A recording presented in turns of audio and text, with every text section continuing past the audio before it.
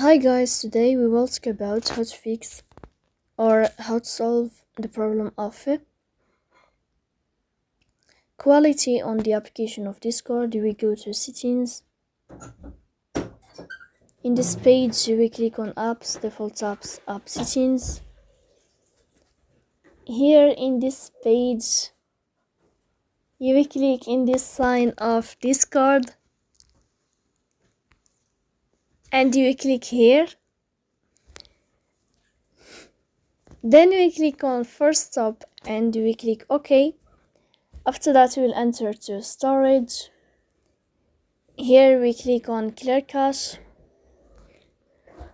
but pay attention, don't click clear data because that can delete your account. In the end you can turn off your phone and you can restart your phone again. So please don't forget to support us by like and subscribe.